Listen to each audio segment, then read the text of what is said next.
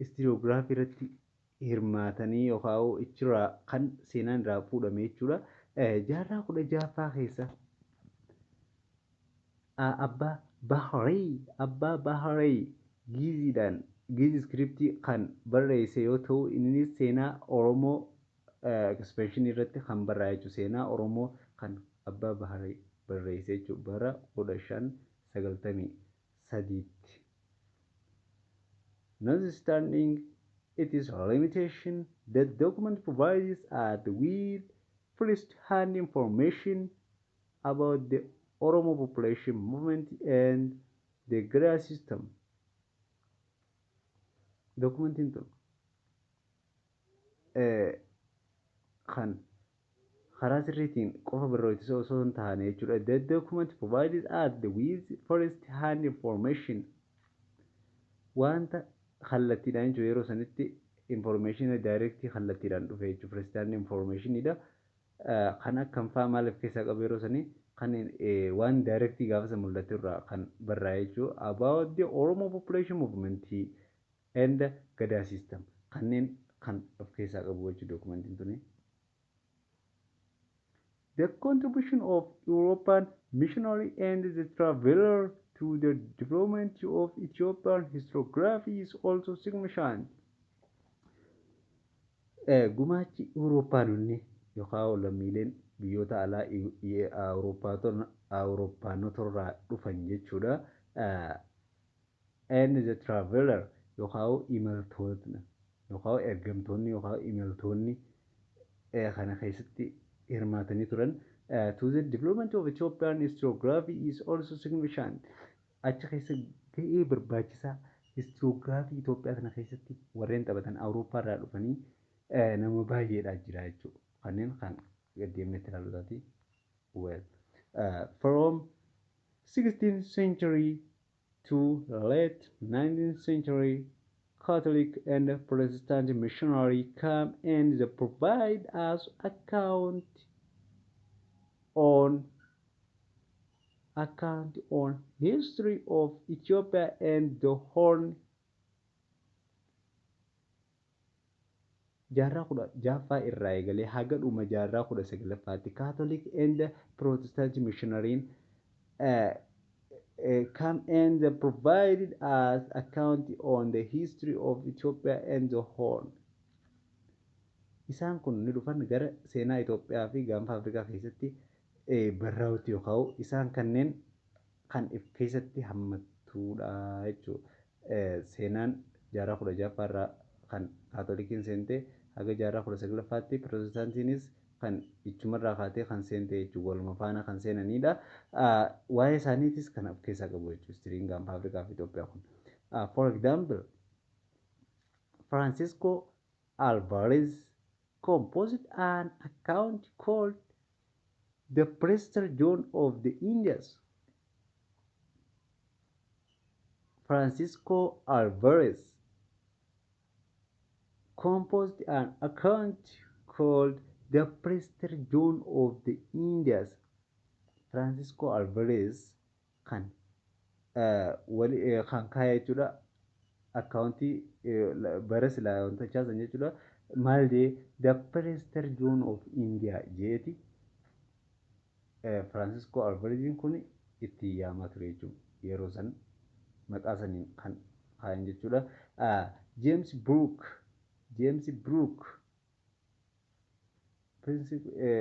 kan barreeffama amma suni akka barreeffama wayitee jechuudha. The Prester John of India jeeti kan yaamu kana kaaya jechuudha. Lakkoofsa saniin akkas isaan barreessanii barreesse jechuudha.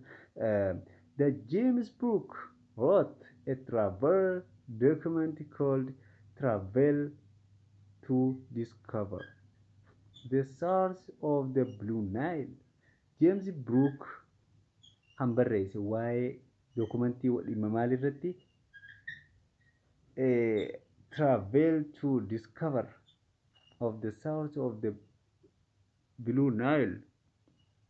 Imala gara argachuu yookaan argannoo Naayil gurraachaatti yookaan Naayil Itoophiyaa kanaatti jechuudhaan tan yaamu dokumentii James Brookin kan barreesse jechuudha. Francisco Alvarez kan barreesse The Prester John of India kan jedhamu yoo ta'u, James Brook kan barreesse immoo Travel to Discover of the Source of the Blue Nile kan jedhamu barreesse. The foreign writer also contributed to Ethiopian history. Foreign writer warreen barreessitoonni biyyoota alaarraa lammii biyya alaa ta'an jechuudha. Also contributed to Ethiopian history. Qo'annaa seenaa Itoophiyaa sana qo'achuu irratti gumaacha guddaa seenaa Itoophiyaa qorachuu irratti kan gumaachanii turanii jechuudha. Hiyyoop Ludolf yookaan Joob Ludolf kan jedhamuun histirii irratti beekamu from Germany who founded Ethiopian history in Europe in the 17th century.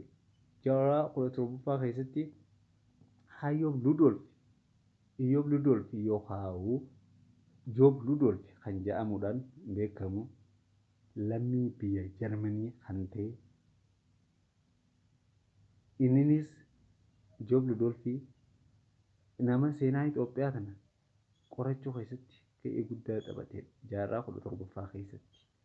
Ethiopian history in Awurooppaa keessatti illee faawundeeshinii kan hundeesse founded Ethiopian history in Europe. Jaarraa 17ffaa keessatti Joob Ludolf nama seenaa Itoophiyaa baay'ee harka keessaa qabudha jechuudha. Mudanni Itoophiyaa histirii keessatti.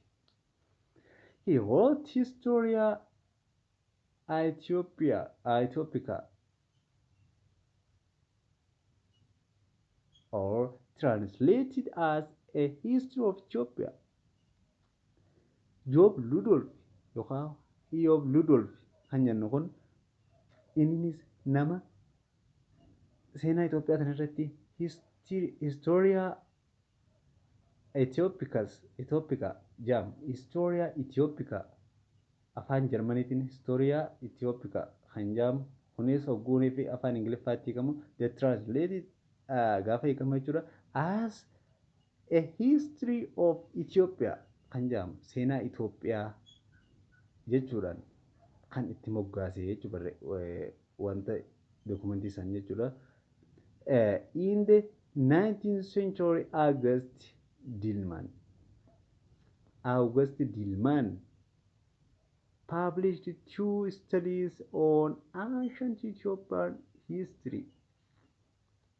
Jaarraa 19ffaa keessatti August Dillman kan hundeesse 2 studies on ancient Ethiopian history.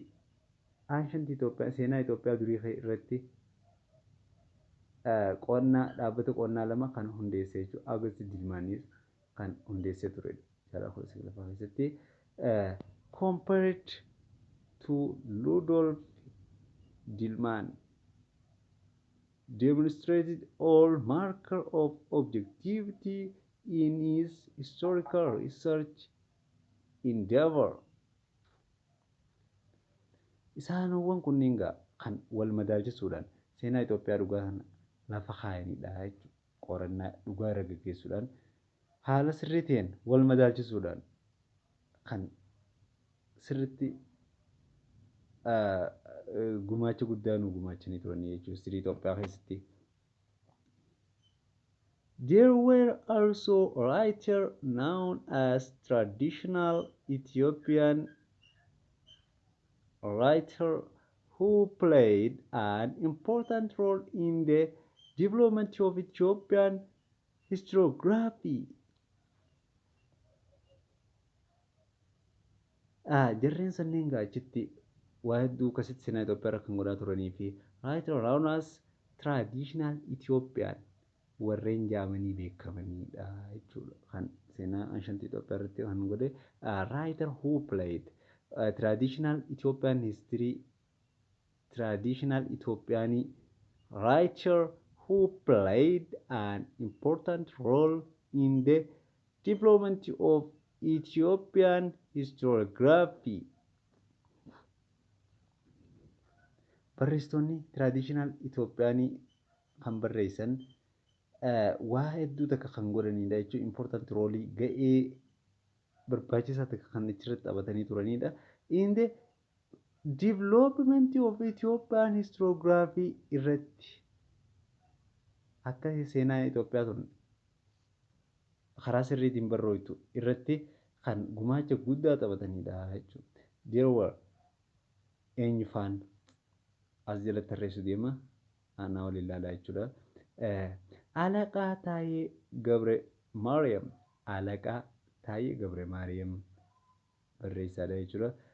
Alaqaa Asme Gorges and Dabtara Fesaa Gorges Abisgi nama jedhama. Jarreen kunniin jechuudha. Jarreen sadan kunniin kan achi keessatti ga'ee guddaa taphatanidha jechuudha. Warreen awwalaati kunniin jechuudha. Yookaan warreen jalqabaa jechuudha. The latter warreen boodarraatu Negarras Afwerk Gabre Iyesuus and Gabre Hiwot Baagdaany. Join them warreen eeganaa isaanii garee sanitti dabalaman. Eenyufatti Alaqaa Taayee Gabre Maariyaam, Alaqaa Asme Gorgis and Dabtara Fesaa Gorgis Abiyazgitti kan garee namoota sadeetiin ture kanarratti kan dabalamuudhaan gara namoota shanii kan dhufan jechuudha. Nagarraas Afwerk Gabre Iyesuus and Gabre Hiwot Baagdaany. Nama jedhamu itti dabalamuun miseensota gara nama shanii ifatanidha jechuudha. Yookaan nama beekamaa barreessitoota isaan kanneen keessa jira. Taayee Fesaa Gorgis. Taayee and Fesaa Gorgis wrote book on the history of Ethiopia. Taayee fi Fesaa Gorgis kitaaba warreen barreessan seenaa Itoophiyaa kana. The history of Ethiopia seenaa Itoophiyaa kana irratti kitaaba kan barreessanidha jechuudha. Eenyu Taayee and Fesaa Gorgis warreen kitaaba barreesse jechuudha. Asme Gorgis produced a similar work on the Oromo people. Asme Gorgisis seenaa Oromoo irratti kan kitaaba barreesse jechuudha. Seenaa Oromootiin kitaaba tokko kan baase.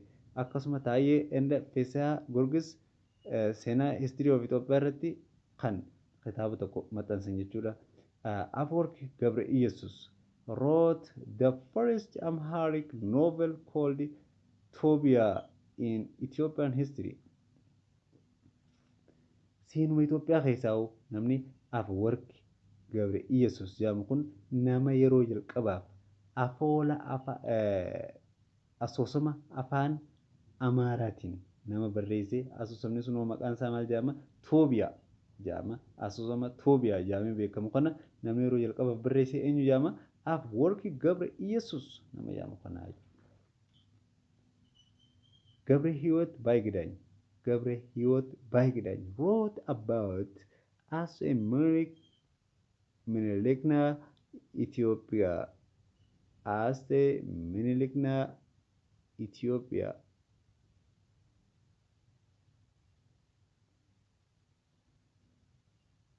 Or Emperor Minilik and Ethiopia kan jedhamu. And Mangistina Yehizbin Astradar. Government and the public administration. Kan jedhamu jechuudha. Gabre Hiwot Baagdaany namoo barreeffama yookaan kitaaba kanneen barreesse jechuudha. Kitaaba maal jedhamu? As the Minilikna Ethiopia. Minilikna Ethiopia. Kun egaa gaafa Ingiliffaan afaan Amaaraa kan ture jechuudha. Originiin isaa afaan Amaariffaatiini. Garuu laakiin wanti kun kan gara Ingiliffaadhaan gaafa barreeffamu as Minilikna Ethiopia jechuudha. Kana jechuun gaafa Ingiliffa deebi'u Emperor Minilik and Ethiopia jechuudha. Mangistina Yehizbi Astradar. Government and public administration jechuudha. Gaafa Ingiliffa deebi'u originiin afaanichaa gaafaan Amaaraati kun beekamu. The most prolific writer of the early 20th century was the most prolific writer. Barreeffamni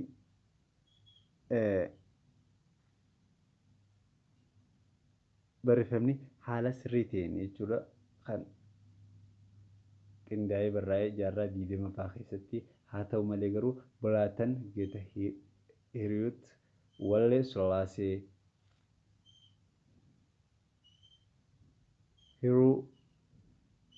Hiruu published four major works on Ethiopia, namely Ethiopia and Matemma. The second, Wazema or Ibe. Yookaan jala bultee jechuudha. Ibe jechuun Wadeemaa jechuunis akkasuma and sadaffaa irratti Yehiwat Tariq or a biographical dictionary, and therefore Ethiopia Tariq or a history of Ethiopia, in contrast to their predecessor Gabor Hewitt and Hirut exhibited relative objectively and the methodological